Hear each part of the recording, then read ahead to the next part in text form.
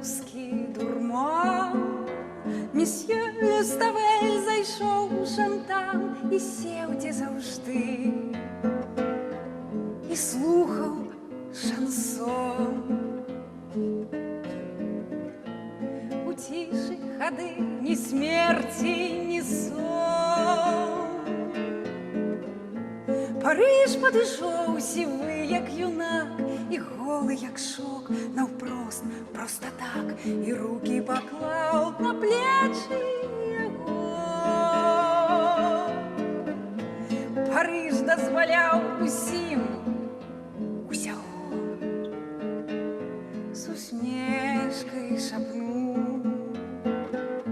поводячи узман, за нерви шикнув. Скажи, Антуан, ти любиш своє? Відомо, її